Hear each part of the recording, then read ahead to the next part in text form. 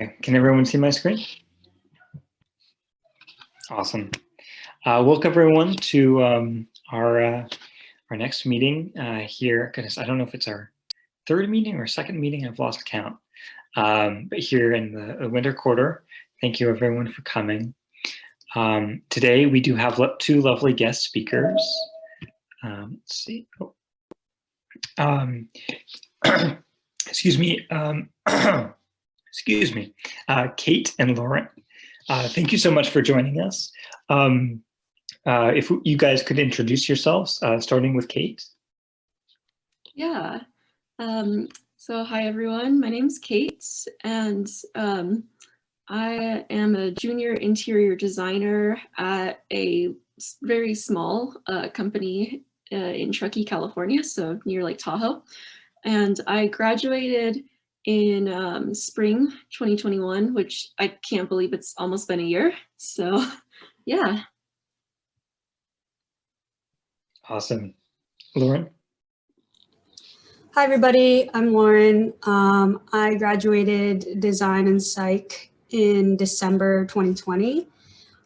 So yeah, it's been over a year now, which is crazy. And I am the document control for the detailing department of a mechanical contractor based out of the Bay Area.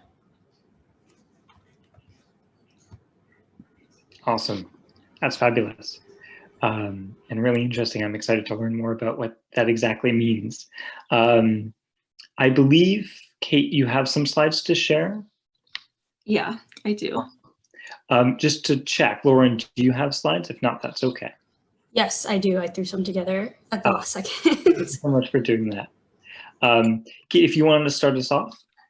Okay, sure. Let me see here. If you can't share, I think you should be able to share, but if you can't, let me know. It says the host disabled participant screen sharing.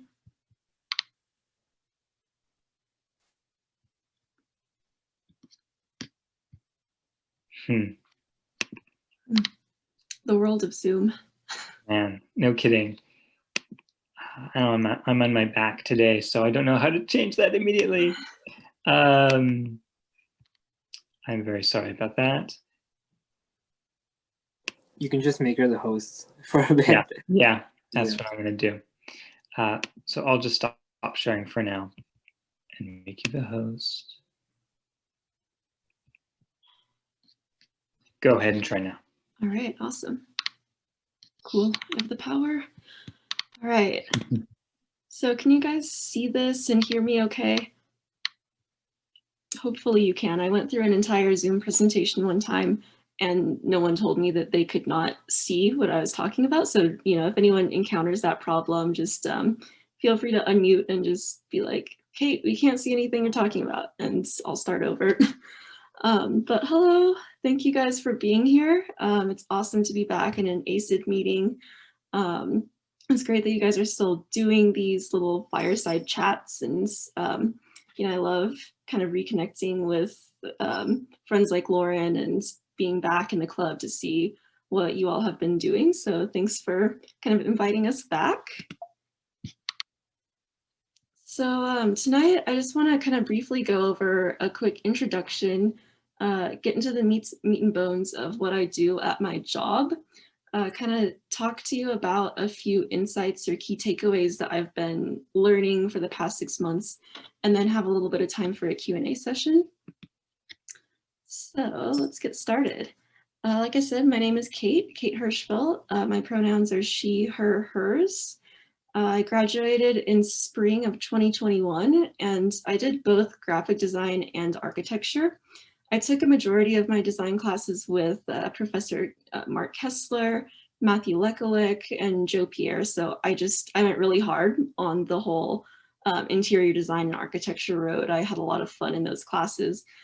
But I took some graphic design as well. I took the branding and edible insect design class and the typography class. So I kind of have a balance of both fields. But right now, like I said, I'm working as a junior interior designer at a company called Tahoe Modern, which we'll talk about right now. So Tahoe Modern is a really small almost like a startup interior design company.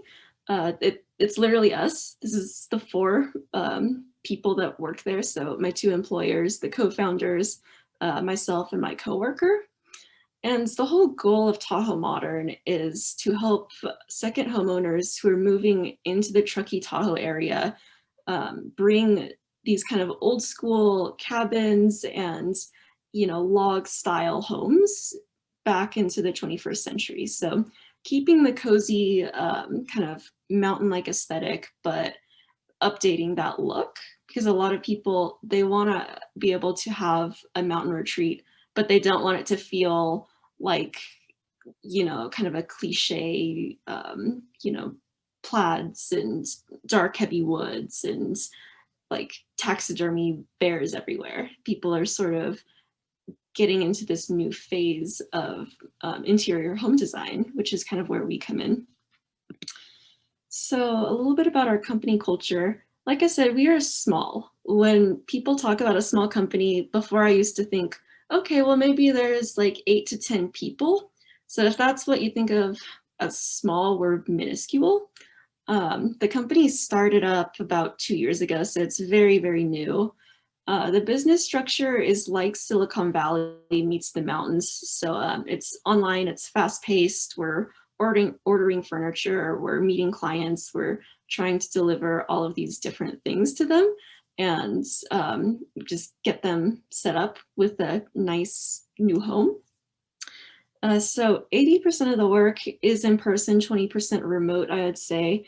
And sometimes that varies. Now with COVID, I've been able to work more remotely, but you know, on a normal basis, Monday through Friday, 8 to 5, I drive into the office. We're lucky enough to have a little office on Donner Lake.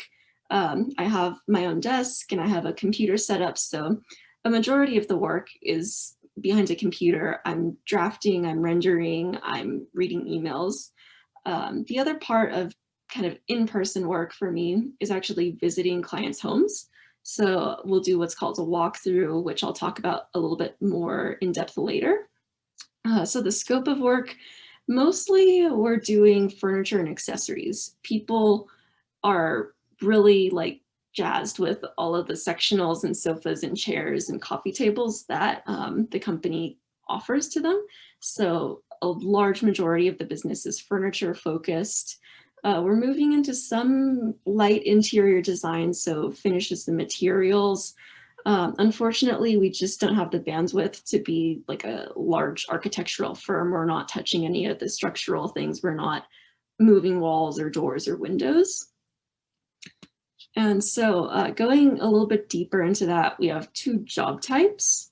So the first is turnkey. And by turnkey, we mean like it's going to be move-in ready.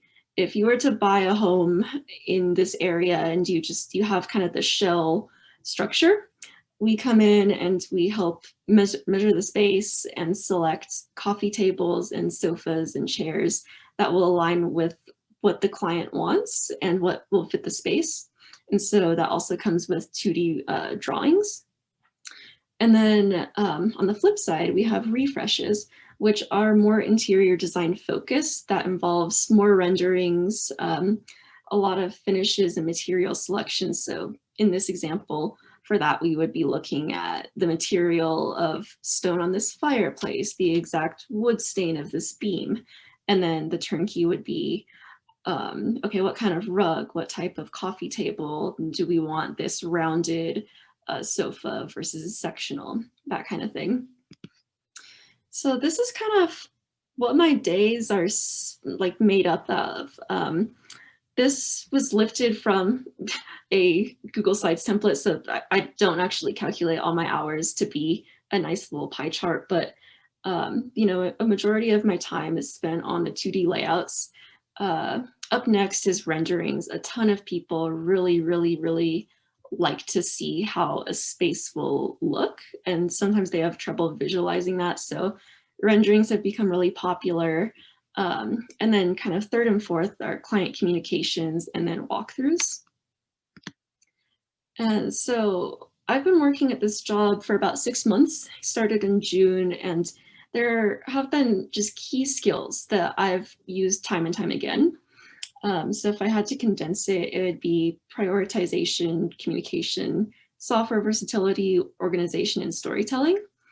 So for prioritization, we have around 20 clients, give or take, right now.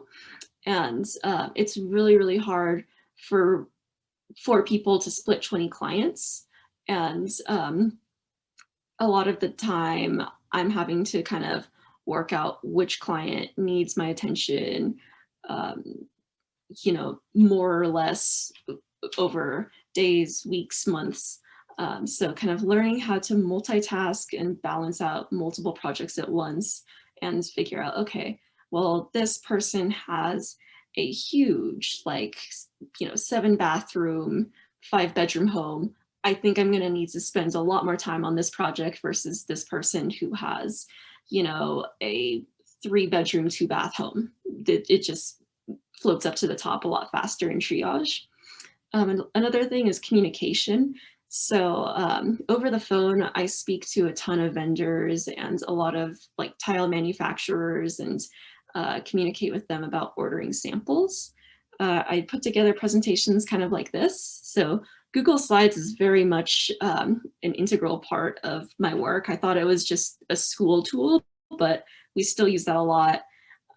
In person and via email, I communicate with clients a lot via email, and in person, you know, face to face, I'll just be talking a lot to my supervisor on a daily basis. Software versatility is a huge, huge thing.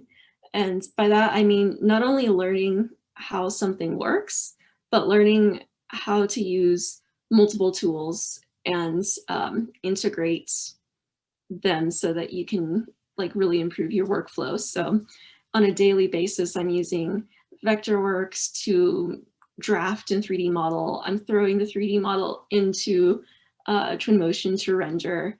I grab those JPEGs or PNGs from the renderings. I go into Photoshop, do some post-production edits, and then sometimes I'll need Illustrator or InDesign to kind of come up with different layouts for that. Going into that, organization is a huge part. I used to not be so strict about this, but organization is huge because you go through so many different drafts, and it's just you're gonna drive yourself crazy if you're looking at this huge line of files and nothing's named. It's just these random things, and you have to go into each file and remember what's what and how you organize the layers. So organization is huge, and it's even more important at a bigger company. Like for me, I'm the only one that's going in and touching these files. If I were working at a larger company, it would be super important to do this because, you know, I'm sure you need to collaborate with teammates who are also going to be touching your files, going in there, editing things. So organization is huge. Storytelling, which I've heard a lot before entering this job, and I sort of took it with a grain of salt, like, yeah, okay, I get it, storytelling, sure. It really is an important thing because you want to be able to communicate your ideas to a client and to your employer and provide a means of telling them why this is important. You know, why should they go with your idea over someone else's? And so renderings and good drafting really plays a key role in this. So some key takeaways here. Don't sweat the small stuff. Start broad and narrow in. And by this, I mean, you know, when I was at Davis as a student, it was really easy to come up with a solution in 10 weeks because you have this assignment, the problem is outlined for you, it's very clear, it's in black and white, you have Canvas to refer to, and you have your assignment sheets. And it's really easy to just narrow in and get into the weeds with different you know, details within a project. And the benefits to that are you're making a really, really successful project for your portfolio. You're presenting a lot of kind of intricate details, and you're showing your professor that you've really thought through this problem, and it's awesome. And it works out great in theory and in a very contained environment. But now that I'm working in the real world, it's actually the opposite. It's not great if you rush into this. So as opposed to narrowing in quickly, I think rapid prototyping and kind of working quick and dirty, and then getting closer and closer to what the client wants is actually the better strategy. And I say this because, first of all, the problem that we face in jobs is a lot of times the clients don't even know what they want. They'll come to you and they'll want help with something, but it becomes pretty apparent that they know they want something to change, but they don't know how to do it. And if they can't communicate that clearly with you, you need to take more time to really listen and kind of think through what they're actually saying. And so it'll save you a lot of headaches down the line if you just don't sweat the small stuff. And then the second thing is iterate. This is another thing that professors, when I was at Davis, they would just pound your head in with this. And I think I heard it so much that I just kind of became immune. I was like, okay, sure, iteration, design's a process, we get it. But it is so true. And with iteration and multiple changes, you need to get really comfortable with the fact that your design is not going to stay the same, that you are going to have to be flexible and not hold your design too close to your heart. Like, nothing can be so precious that you're unwilling to make the necessary changes. I was working on a project, I've been working on a project for the past 6 months. It's like about 80 hours on a 6-bathroom house. I've done like 5 or 6 drafts of renderings for that. So like 36 renderings, that takes a toll. It's a lot of work. And here we've been talking about a lot of serious stuff. This is the first time that I've been able to make a fun presentation. So here's a little meme break for you guys to just really drive that point home. Okay, and so lastly, I kind of wanted to walk you through a step-by-step process of what I do. So step 1 is a walkthrough or documentation of the space. You can see I have my measurements. I've blocked out the different areas of the house. I also take pictures for photo documentation, but I signed, like, in my contract for certain privacy things, I didn't feel I should share it on here. So that's another thing to kind of be aware of. Your projects aren't your own anymore once you're out of school. And so after I take in all of this information from the environment, I start drafting a 2D layout. And this kind of goes back to what I was talking about. Don't sweat the small stuff. If I were in school, I would make sure to put a door here. Like, Kessler's gonna just die and come back to haunt you if he sees this. And it's incomplete, and there's no break line here. It's not formal drafting. I haven't indicated where any of the kitchen appliances are. But in certain scenarios like this, it's not necessary. I didn't need to go that detailed, because what the client really needed and really wanted to see is, okay, what can fit in this living space? Can I fit a sectional here? What's the distance between here and here? Is that wide enough for a pathway for someone going into the kitchen? So things like that. And then I have just kind of a set of renderings, and there's more iterations that I chose to omit because this page would just get too messy. But you start here and you go down here, and then you change the island, and then there's multiple changes down the line. And so step 4 and 5, it's really like rinse, repeat, wash again, re-render, get more feedback, come back to this, take a break, re-render, talk to the client. It's a lot of back and forth. So yeah, that's kind of where the process takes me. And so I feel like I've just been talking for a while. If anyone has any questions, just want to open it up real fast.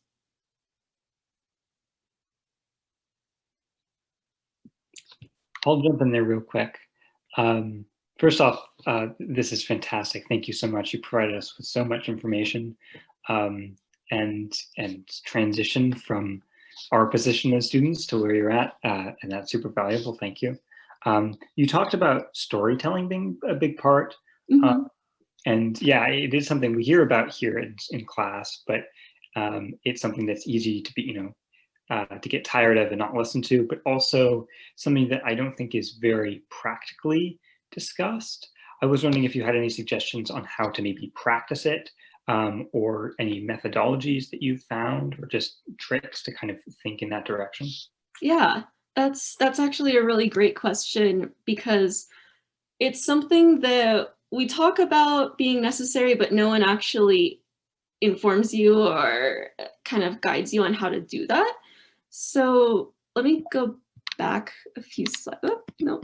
Okay. So like I had to do this when I first got this job. I went through a series of interviews, and for one of the interviews, I had to present my portfolio. And with it being visual, you have a lot of information there, but you need to kind of explain how you got from point A to B, right? So if I were presenting this to a client or an employer, what I told you guys was very descriptive, right? It was an explanation of, okay, here's this layout, here's this drawing, here's this 2D layout. Well, you know, you guys are like very like smart, capable, visual people. You can see that this is, you know, a sketch and this is a layout. But what am I trying to tell you with that? So like for storytelling, I think it goes back to the why. Like always ask yourself why you did this. Instead of telling you, okay, this is a layout, I would say, well, this is where I started at first because I thought if the client is going to enter over here, maybe we need to have it be a little bit more open. So I chose to have this swivel instead of a sectional facing this way, so that there's just a little bit more room for openness. It invites people into the space. And, you know, so you're kind of explaining why you're doing something and the reason behind it.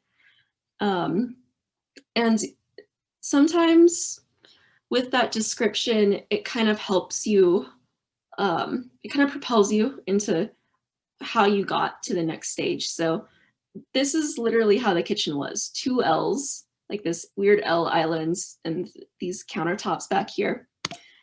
And my why for changing it to a block island with this waterfall countertop is that, you know, again, I think it opens up the space. And, you know, in the client meeting, they were kind of talking about wanting a more updated look. And this island back here is a little bit more early 2000s. When I did research, this is kind of what people are drawn to now. And so going off of that, it really informed my material selection and layout and this or that. It's kind of long-winded, but going back to the why, and just trying to ask yourself why you made those decisions, because frankly, anyone can make this with enough training. Like I could train anyone to be like, okay, here's what the kitchen's gonna look like, you know, but kind of recognizing what the client needs are and how you're thinking through a problem is really key. So yeah, hopefully that made sense. Absolutely, thank you. Yeah, no problem. I had a question. So you touched upon kind of developing the client's needs kind of as you work with them. So kind of like on the spot thinking. Mm-hmm. What recommendations or advice you can give to kind of like hone in on that skill of developing a client's thought process? That's a good question. I'm still trying to figure that out myself. I'm in sort of a unique situation because my supervisor has more of a sales background, so she communicates directly with a lot of clients, and I'm doing sort of the legwork behind the scenes. For me, I see a lot of email communication that's directly from the clients. And so sometimes with the email communication, if they if they don't like something, they'll kind of say, well, we might like, you know, rendering 1 better than rendering 2. And that's a good start. We know, okay, well, you like this, but you don't like this, but what don't you like about it? So kind of opening up that channel of communication and saying, well, you know, one approach is saying, can you send me a few inspiration photos? What kind of things are you drawn to? Really helps, because sometimes you can't express what you like. So you just need to show someone a picture of that. Another approach is kind of almost fishing for information, I feel like, but going like, well, you know, I noticed that this has darker base cabinets. Is that what you like about this? Or maybe, you know, are you not liking the lighting or, you know, the different fixtures? So like asking very pointed questions. And sometimes they'll get back to you and say, well, I like that, but I don't like this. And so it's a really back and forth conversation, but that's been useful.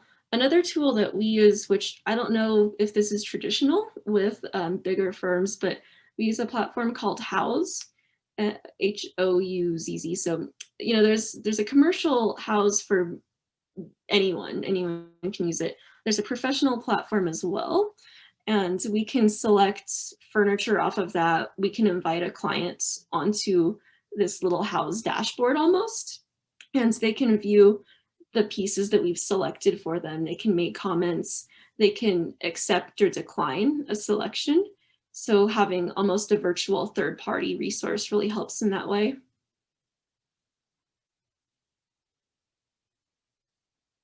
Perfect. Thank you so much. Yeah, you're welcome.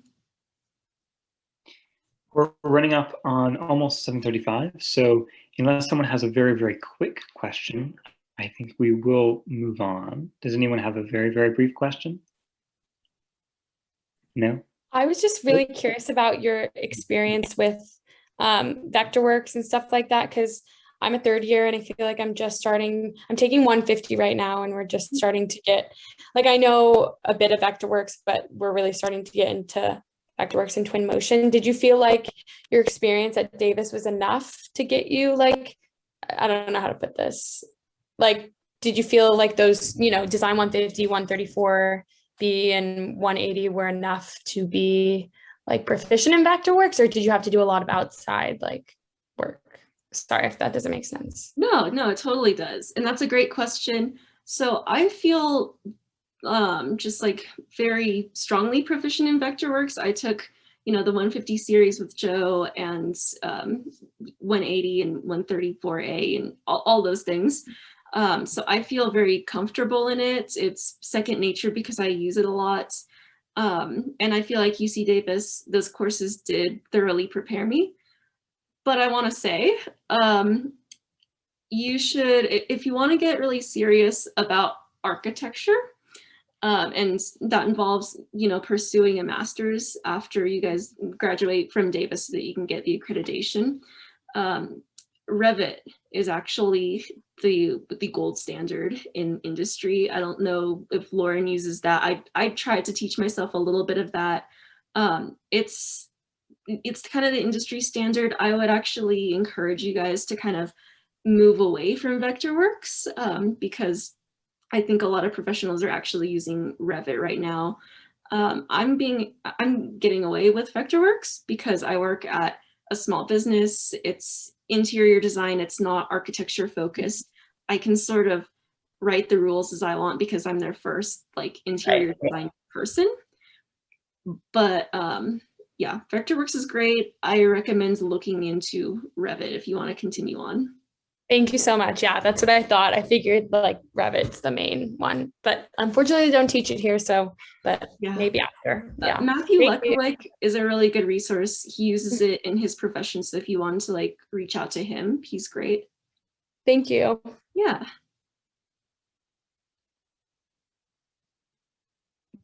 Awesome. I think then we will move on. Thank you so much, Kate. That was fantastic. Thanks, guys. If we have any more time at the end, maybe we'll do kind of a roundup questions for both of our guests. But for now, we'll move over to you, Lauren. Let me make you co-host so you can share your screen. Thank you. Okay, I'm a little sad to be going right after Kate because my presentation is nowhere near as elegant as hers. Let me know if you guys are having any issues seeing, let me see if I can share my screen and you guys can hear me okay, right? Okay. So let me start. Okay, so I'll just start about me. Like I said, I graduated psych and design in winter of 2020. Like Kate, I took a lot of graphic design and architecture based coursework. So we actually met in, I think it was Kessler's class. I don't remember the the names or the numbers of the classes anymore. It's been quite a while. But yeah, I took as much architecture and interior design work as I could. I initially had thought that I wanted to be an architect when I was in school. And then when I graduated, I was like, do I really want to pursue a master's? I wasn't 100% sure if I wanted to make that commitment to, getting my master's when I hadn't, had any experience in the workforce. So I decided to, here, let me switch to the next slide. Let's go over my pre-grad. So like I was saying, I did arts-based coursework. I did an internship for the Department of Design and Construction Management at UC Davis, which kind of helped lead into what I wanted to do, which is building information modeling. If you guys are familiar with the term, a lot of the time it's called BIM. I did a lot of informational interviews. I did one with Matt Lekowick. I never had him as a professor, but I knew that he had a lot of knowledge that I was interested in. So I did reach out to him. To reach out to professors, even if you don't know them, they're really nice. Even other students that have experience or other alum that you might know, I definitely just ask them to schedule an interview really quickly over Zoom or even a phone call if you have any questions and you know that they can answer them. Like I was saying, and I did reach out to design firms when I was still in school, even if they weren't hiring. I would just send a quick email. I would attach my resume and my portfolio and say like, hey, this is who I am. This is what I've done. This is what I know. If you guys have any openings or you're willing to take on an intern, here's my contact information. So don't be afraid to do that because it can really, be great in the future for future opportunities. So post-grad, like I was saying, I didn't 100% know what I wanted to go into. I did have all my design experience that I got at Davis. So what I did was I applied to a junior college in the Bay Area to get a certification in building information modeling, which is where I actually started my Revit experience. So I'm actually currently doing that right now. It's all online, of course. And because it's not another degree, it's a certification, I can kind of do it at my own pace. So I'm just taking those classes slowly. I've been taking some Revit classes and construction management classes. And then just applications and interviews, applying to different places, seeing like what I could find, looking at all these job listings and seeing where I lined up against them with my experience at Davis and what I had done so far. So currently I work for Murray Company Mechanical Contractors. It's a firm based out of the Bay Area. It's a very old company. I think they were founded in like 1910 or something. It's a very old school construction. I think it's a very good parallel to what Kate does. Well, not a parallel actually, but just kind of to go right after her because my job is very technical. It's still in the design field, but I would say it's much less creative, which sounds bad, but I really loved when I was in school, the thing that I knew that I really liked was working in CAD. So I loved, I took the class in Vectorworks and that was my first like exposure to CAD. And I was like, wow, I really love this. I took that class with, I think it was Joe Pierre, where we did Rhino, Twin Motion. So that stuff was really cool. And I was like, I know I want to work with this, but I don't 100% know what I want to do with it. So I worked an administrative job for like 6 months while I was doing that BIM certification class. And then I eventually got this job at Murray Company. So my role is as document control, but the scope of my role is much broader than that. When I was hired, I told my boss, I don't want to just be limited to document control, which is essentially just like file management, project folder structure. And so Murray Company is a very very big company. They're like a multi-million-dollar company. Our projects are huge. We have, locations like all over the United States. Some of the projects, just to like name drop a few to give you like an idea of how large our scope is like we built Genentech in South San Francisco, Bayer. We specialize in biopharmaceutical and semiconductor industries.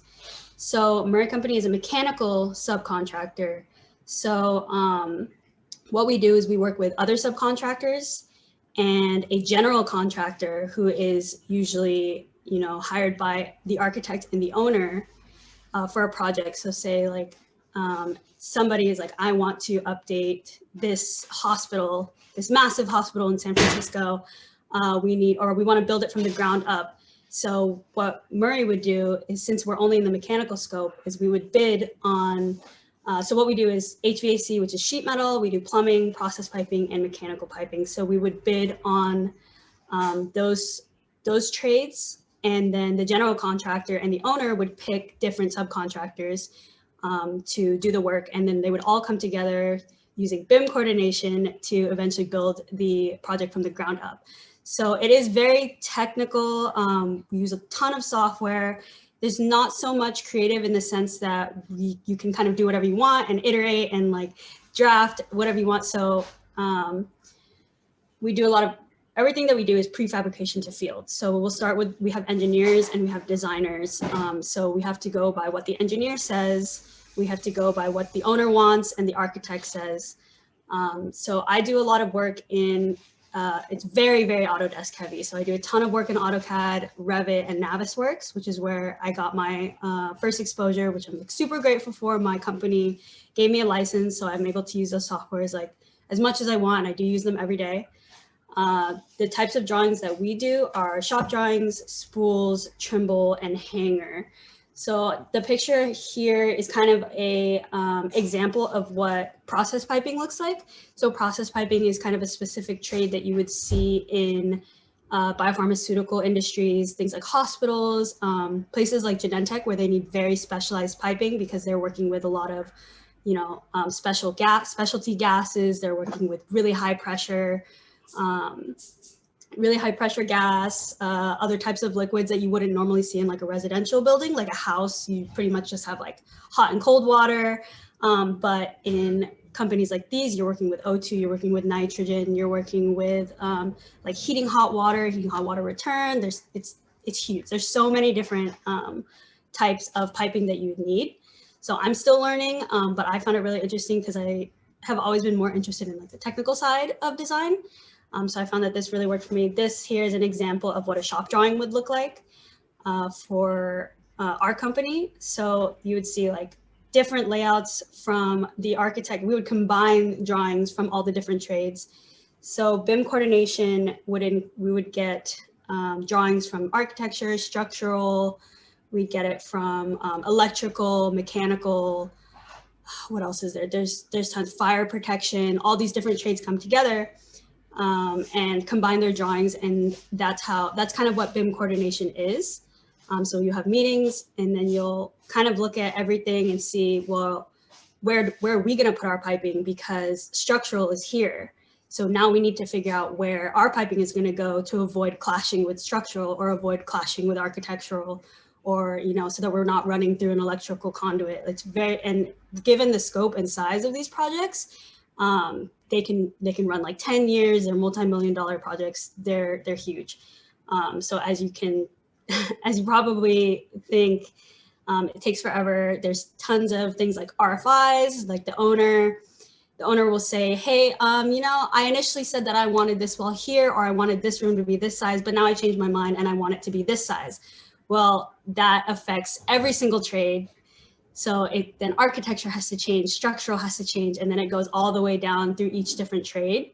And you could be done with your drawings. You could be completely done. The field could already be fabricating it. And then an RFI comes in and says, hey, we're changing everything. You need to stop doing this. So sometimes they're really expensive RFIs, but that's kind of the nature of the job. There's always work to do. You're always designing. So it is very interesting. I love what I do. And I love that I get so much exposure to all these software. I don't really I guess here's my advice. I'll answer you guys' questions where I didn't have as much in what I do, because like I said, I just set up this slideshow really quickly. But definitely, like, out of college, even when you're in college, apply everywhere. Even if you don't think that you meet all the qualifications for a job posting, just apply. You never know who's going to get back to you. In my experience, I had interviews with places that I never thought I would get a call back from. So take jobs in related and unrelated fields. Like I said, I didn't know exactly what I wanted to do. And if you're kind of in the same position, just take whatever you can and get the experience that you can. Because once I started working for my company now, and I got that exposure to BIM and to the subcontractor life and just working in big projects like this, I was like, I definitely know that this is what I want to do. So it helped me kind of figure out my current path. Even though I never thought that this was what I was going to be doing in the future, I ended up really loving it. So don't be afraid to take jobs that you might not think are exactly what you want. But if you're interested, just go ahead and try it. Like, there's never a better time to do it. Yeah, don't be afraid to change your path. If you get a job that you really love and you have you're getting all this experience, and then you get another job that's completely different, but you love that too, don't be afraid to try that too. There's nothing wrong with having tons of experience.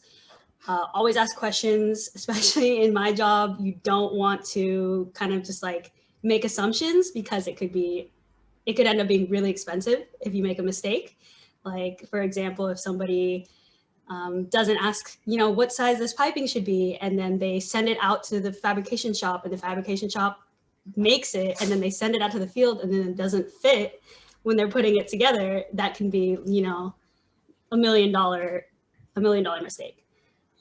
So always ask questions. Don't be afraid to ask questions. Nobody's ever going to judge you. There's no dumb questions.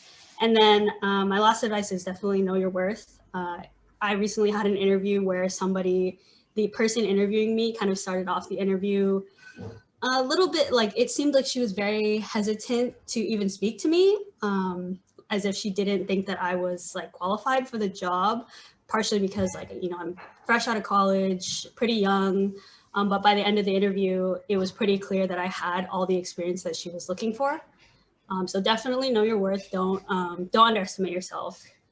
And yeah, that's pretty much all I have for now. I know I really breezed through what my company does, but go ahead and feel free to ask any questions that I can get way more into it. Awesome. Thank you so much, Lauren. I think I've got a couple questions, but I'll let someone go first while I summarize my thoughts. Does anyone have any questions? Yes. So first of all, thank you so much, both of you, for your time. I really appreciate having this experience right now. It's been very educational. Yeah.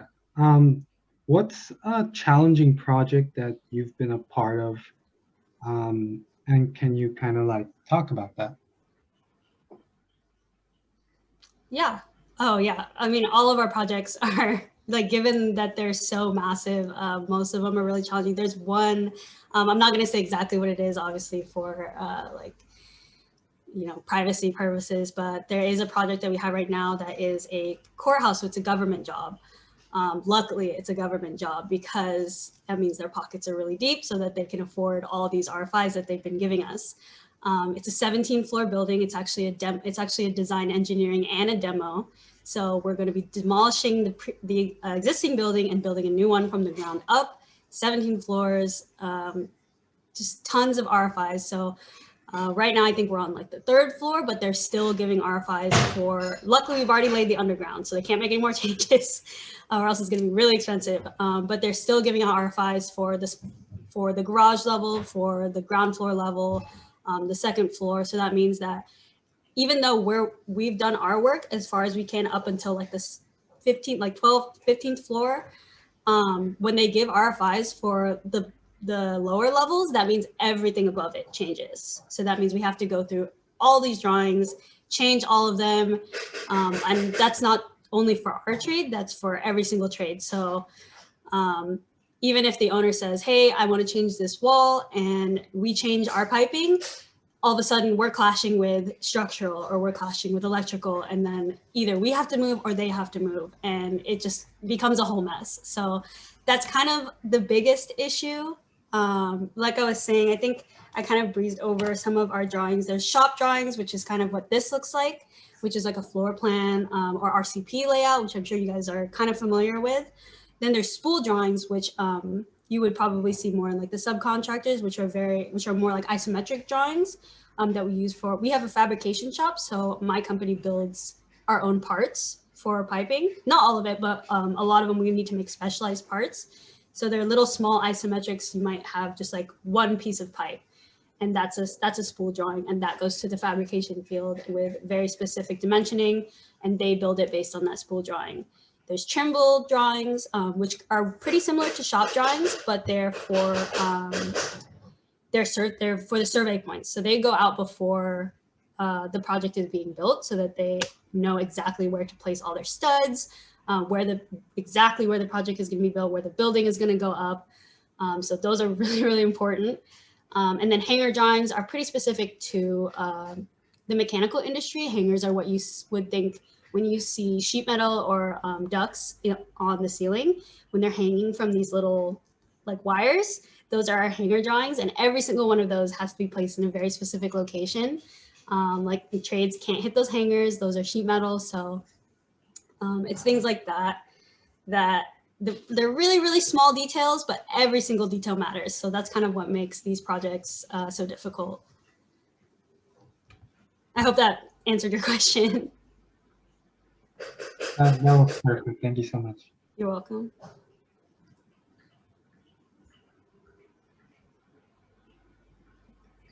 I'll jump in there real quick, and if no one else has a question right now. You talk a little bit about what BIM is. For me, it still seems a little bit daunting and complex. But I understand that you're taking information that's created by the engineers and architects, right, and translating that to drawings that can be used as templates to buy and order parts. Is that correct? Yeah, that's definitely part of it. Let me go back to, so when I think of building information modeling, this is what I think of this picture right here. This is something that you would see in Navisworks. Navisworks is kind of like the forefront of what we use for BIM. So what Navisworks does is it takes all the different files from the different trades. So say that there's a project that we're working on, every trade uploads their most current files, let's say every day, every other day, end of the week, or whatever, whatever their schedule is. And in Navisworks will combine all of those files to make a 3D model like this, that you can actually fly through the building like you're a person. So you can navigate through the building, you can see all the trades. It's kind of like you're walking through the building, like a 3D model of the building. It's really, really cool. So that way you can kind of see where things are clashing. Navisworks also will generate clashes. So it will tell you where all these clashes are and which trades they are happening between. So it's a really helpful tool. So that's what BIM coordination is. It's kind of like the combination of all the different trades throughout the entire process, just to make sure everything is going smoothly. And that's why it's important for us to maintain our current files and upload them on schedule, so that they can find these clashes right away, and not, after things have been built or in the field when they're already putting things together. So that's kind of the nature of BIM coordination. It's a lot of like the project management side of things as well. I kind of have one foot in the project management side and one foot in the design side of BIM coordination. So for document control, I'm pulling these files from the general contractor and the architect and the owner, helping with project setup to help design the layouts or design the layout of our piping. So yeah, very software heavy. So if you are interested in using a lot of CAD, but you're not 100% sure, I would definitely check out BIM, or just like do a little more research on it. Even think about getting a certification. It's really, really interesting if you love working in CAD. That's awesome. Anyone else have any questions?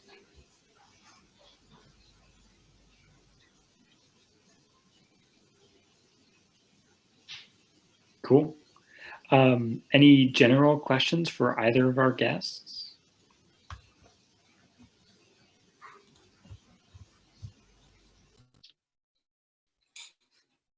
Awesome. Well, unless you guys have anything else to share, thank you so much. Oh, there's a question in the chat real quick. What's your favorite part of the job / in the design process so far, regardless of how many times you have to make iterations? Maybe if each of you guys could take a turn answering that real quick. I think for me, my favorite part of the job is when the client finally, like after all the changes have been said and done, they're really happy with it. They send little note cards to our company, and you know, it's just very touching to see people like satisfied with your work, and you know, it kind of makes all of the changes worth it. I definitely would say getting to use all of Autodesk software is my favorite part. Like I was saying with the Navisworks and being able to fly through a 3D model of a building that doesn't exist yet and seeing all the different trades is like, when I first started doing that, I was like, this is the coolest thing ever. And I spent like hours just like walking through the building like I was a real person, but I was actually just flying through on Navisworks. So I think that's probably my favorite part of the job so far. That's amazing. Thank you so much for both coming and sharing your work. This has been incredible. Would you guys be open to anyone reaching out to you? And if so, could you put your contact information in the chat? Yeah, I'm glad that you asked that. I was just gonna ask if that was okay. Guys, feel free to email me if you have any questions. Same. Definitely, please email me or reach out. Yeah, I'm glad that you guys are doing this. It's always really helpful. And then kind of going off of one thing that Lauren pointed out that I think is really important is do internships. I didn't do enough when I was in college. And I think that's, you know, looking back, that's one of my kind of professional regrets, because it's really like that's your time to figure out what you might want to go towards and what you don't. There's so many different design fields. So yeah, just I encourage you guys to just try a lot of things and see what sticks.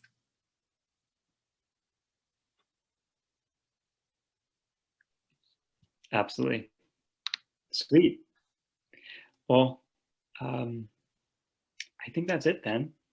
Thank you so much. Oh, I guess I would check in with both of you as well. And this is totally up to you individually.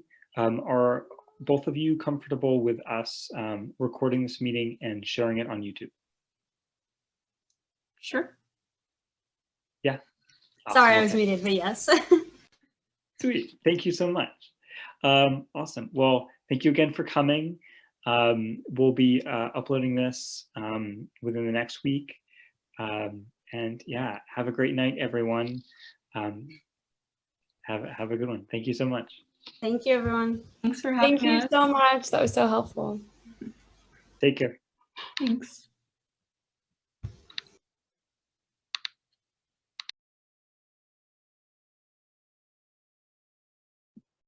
Thanks, Atesh. No problem. Have a good night, man. Yeah.